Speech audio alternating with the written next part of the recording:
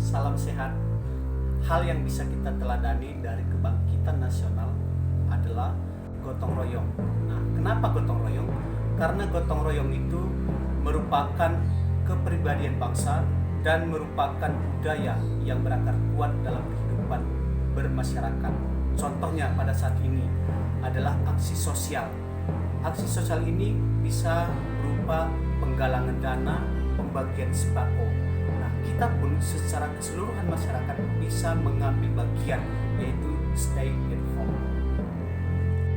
Arti kebangkitan nasional bagi pemuda menurut saya adalah semangat kebangsaan yang tidak boleh padam. Generasi muda harus mengisi kemerdekaan ini dengan penuh rasa semangat dan potensi yang dimiliki bangsa Indonesia.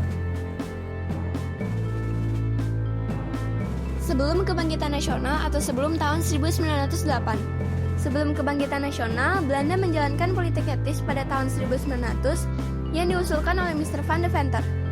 Politik etis ini membuka mata pemerintah kolonial Belanda untuk lebih memperhatikan nasib para pribumi. Kebijakan politik etis ini meliputi A. Irigasi atau pengairan, membangun dan memperbaiki pengairan-pengairan dan bendungan untuk keperluan pertanian. B. Imigrasi, yakni mengajak penduduk untuk bertransmigrasi. C. Edukasi, yakni memperluas dalam bidang pengajaran dan pendidikan. Dengan kebijakan politik etis, tingkat pendidikan bangsa Indonesia meningkat. Dengan meningkatnya tingkat pendidikan di Indonesia, para pemuda Indonesia mulai mengganti cara mereka melawan penjajah, yaitu tidak lagi dengan senjata tetapi dengan diplomasi. Politik etis ini juga menjadi dasar berdirinya organisasi Budi Utomo. Berdirinya Budi Utomo pada tahun 1908. Budi Utomo merupakan organisasi modern pertama kali yang didirikan pada tanggal 20 Mei 1908. Organisasi Budi Utomo terinspirasi oleh Dr. Wahidin Sudirohusodo. Ia membuat Studi Fonds, sebuah yayasan beasiswa, dan ia juga menyampaikan tentang pengembangan pendidikan di Pulau Jawa melalui majalah Retna Domila. Hal ini menarik perhatian mahasiswa Stafia, salah satunya Dr. Sutomo. Akhirnya dibentuk organisasi Budi Utomo, sebuah organisasi yang bersifat sosial, pendidikan, dan budaya yang ruang lingkupnya dari Pulau Jawa sampai Madura. Budi Utomo menginspirasi pembentukan organisasi modern lainnya, yang tentunya di bidang yang berbeda juga. Salah satunya adalah Indische Partij. Periode tahun 1908 sampai 1928. Indische Partij merupakan partai politik yang terinspirasi dari organisasi Budi Utomo. Indische Partij didirikan oleh tokoh tiga serangkai, yaitu Douwe Dekker, Cipta Mangunkusumo, dan Ki Hajar Dewantara pada 25 Desember 1912. Indische Partij merupakan partai politik nasional pertama di Indonesia. Tujuan dibentuknya Indische Partij ini adalah untuk memperbaiki keadaan kaum Indonesia. Pada masa itu, kaum Indonesia menaruh dendam kepada bangsa Belanda dan segala sesuatu yang bercorak Belanda. Hal ini disebabkan kaum Indonesia seolah-olah menjadi golongan yang dilupakan oleh bangsa Belanda. Ki Hajar Dewantara menulis karangan yang berjudul Als ik Nederlander was, yang dimuat di surat kabar The Express pada 13 Juni 1913. Tulisan itu sangat mengkritik pemerintahan Belanda. Karena tulisan itulah Ki Hajar Dewantara pun diasingkan ke Belanda.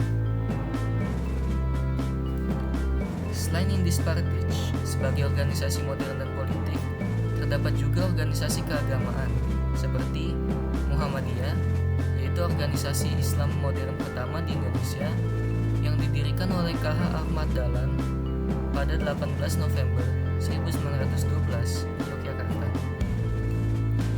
Syarikat Dagang Islam yang didirikan oleh Haji Saman Hudi di Surakarta.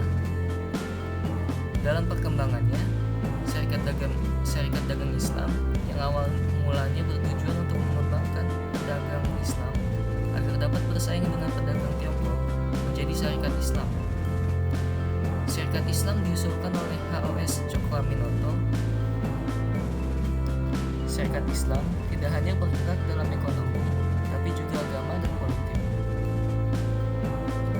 Nahdlatul Ulama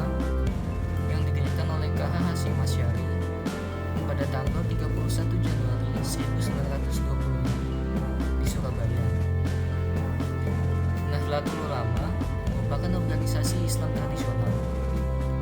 Motivasi pembentukannya karena Islam tradisional tidak jadi dibahas oleh perwakilan Indonesia yang akan pergi ke Arab. Selanjutnya, pada tahun 1928, tanggal 27 sampai 28 Oktober, diadakanlah Kongres Pemuda II di Gedung Indonesia Klub Gebau, Jalan Kramat Raya 106, yang dihadiri oleh beberapa organisasi pemuda seperti Jong Java, Jong Sumatera Nenbon, Sekarukun, dan juga dihadiri partai politik seperti PNI, PSI, dan organisasi Budi Utomo. Akhirnya, Kongres Pemuda II mendapatkan hasil pada hari kedua, yaitu pada tanggal 28 Oktober 1928. Kongres Pemuda II menghasilkan Sumpah Pemuda.